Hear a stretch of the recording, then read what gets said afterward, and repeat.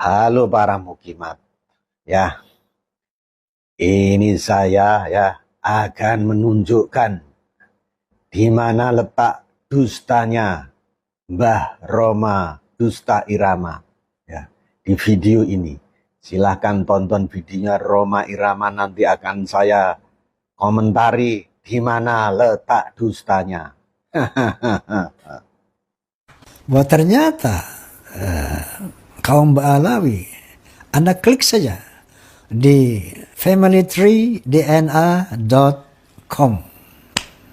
Anda klik, akan keluar itu 180 orang Ba'alawi, kaum Ba'alawi di Yaman dan beberapa orang di Indonesia ternyata haplogrupnya gay, haplogrupnya gay. Ini kalau gay itu dari Kaukasus. Sementara haplogrup Rasulullah SAW harus J1. Itu bohong, itu dusta. Ya, semua orang itu bisa mengakses di websitenya Family 3DNA. Nah, nanti bisa dicari itu project apa Ba'alawi itu ya. Judulnya itu kan Ba'alawi Sadah DNA Project.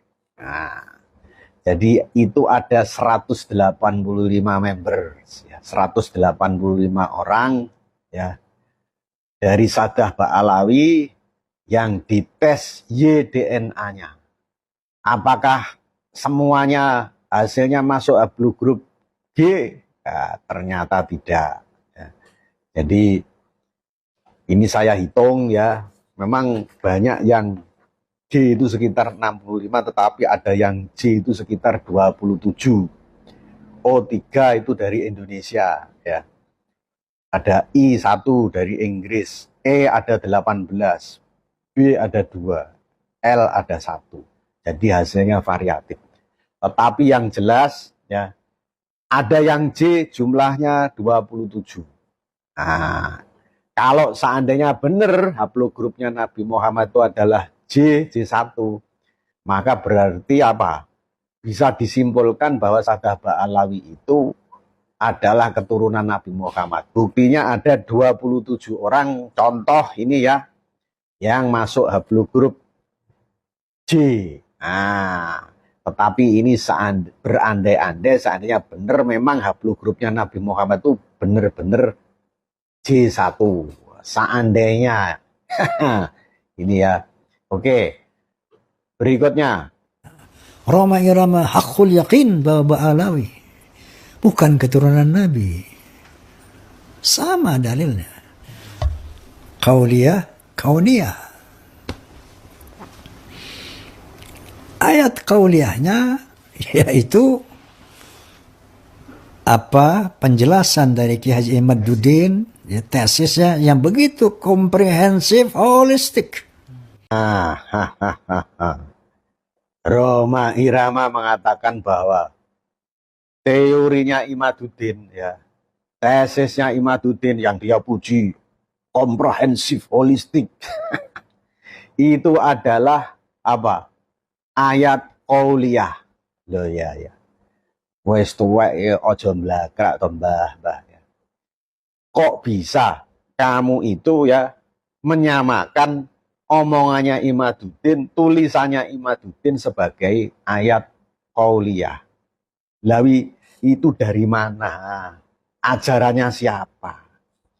Yang namanya ayat qauliyah itu ya ayat-ayat apa? Firman Allah di dalam Al-Quran. Kamu mau tanya sama ulama siapa aja yang namanya ayat-ayat qauliyah itu?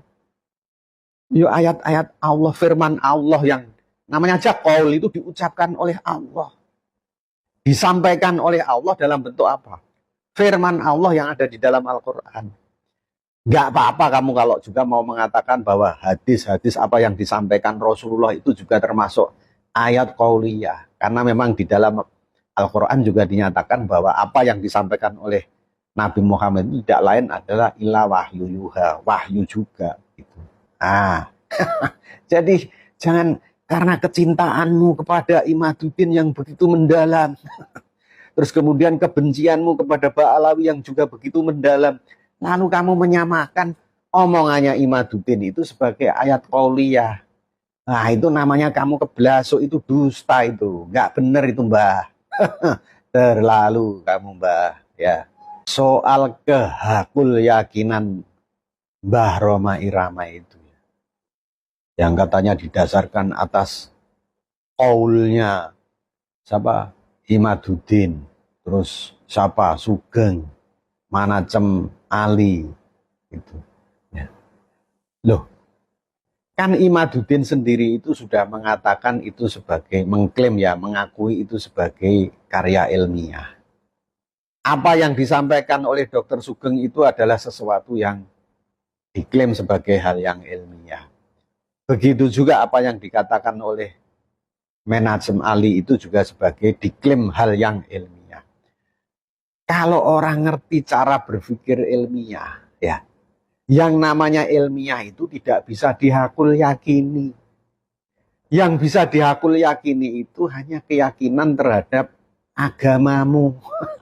Seperti kamu mengimani rukun iman yang 6 itu misalnya. Itu kamu hakul yakin.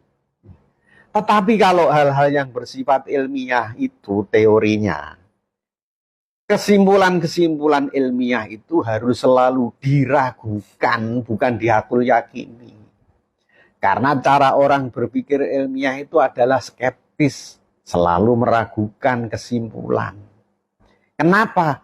Karena kesimpulan ilmiah itu bisa salah dan bisa ditemukan bukti kesalahannya sewaktu-waktu. Contoh, dulu ada teori tentang asal-usul kehidupan, teori abiogenesis. Lalu dibantah dengan teori biogenesis. Dulu ada teori-teori fisika konvensional. Lalu ada teori baru fisika kuantum. Lalu ada teori tentang kapitalisme. Terus kemudian berbantah-bantahan dengan sosialisme yang sampai sekarang nggak selesai-selesai bantah-bantahnya. Jadi apa? Kesimpulan ilmiah itu bersifat apa? Kebenaran yang relatif, tidak bisa dihakul yakini. Berbeda dengan kebenaran agama yang kamu yakini, diyakini oleh masing-masing pemeluknya itu hakul yakin. Itu karena keyakinan agama. Kalau ilmiah ya tidak bisa dihakul yakin. Lalu kalau kamu hakul yakin terhadap kesimpulan ilmiah, ya udah sampai kiamat gak akan berubah. Seumpama Rhoma Irama itu dulu pernah sekolah, dapat teori biologi dari gurunya. Oh, asal-usul kehidupan itu dari benda mati. Ini teori abiogenesis seandainya Rhoma Irama hidup pada zaman dulu. Lah karena dia itu hakul yakin, ya sudah.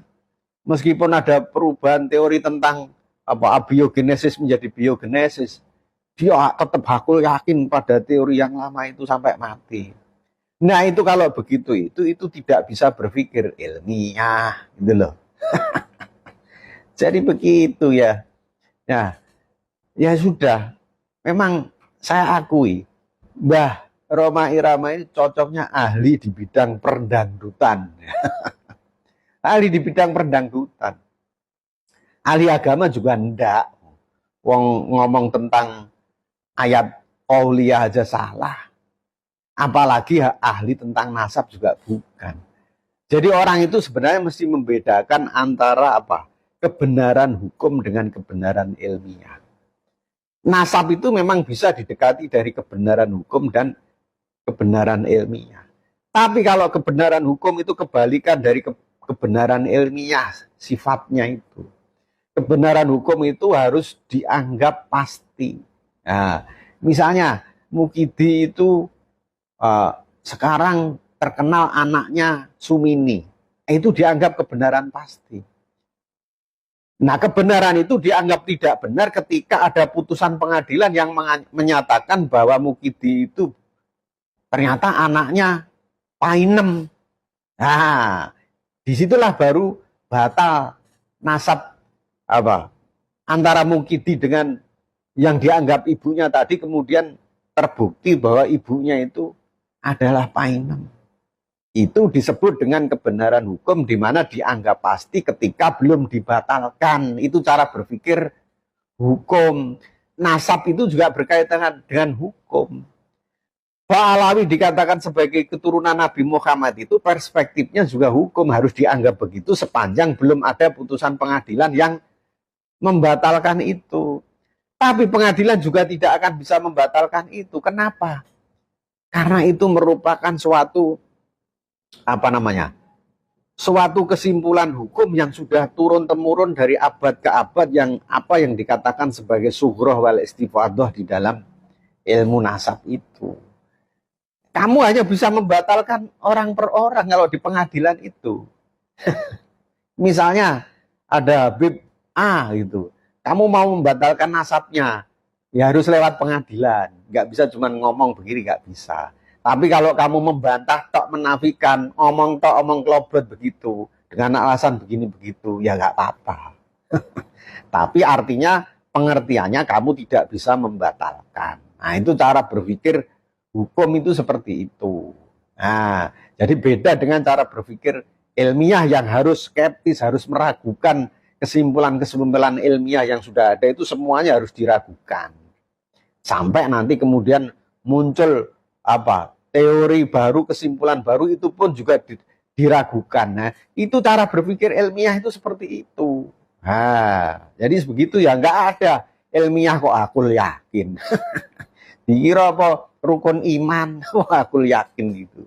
Jadi begitu, Mbah Roma Irama ya, jangan dibiasakan berdusta, itu berdosa, apalagi menyangkut Sadaba Alawi itu berabad-abad tuh, jumlahnya banyak orang. Nanti pahalamu di seluruh hidupmu, dari kamu katakanlah mulai dewasa sampai tua sampai mati, nanti habis dikuras dosa-dosamu terhadap Ba'alawi itu ya repot, karena jumlahnya keturunan Nabi Muhammad dari ada Ba'alawi itu jumlahnya sangat banyak. Nanti pahalamu habis dikuras malah jadi minus. Wah, repot itu nanti kamu di akhirat ya. Hati-hati itu.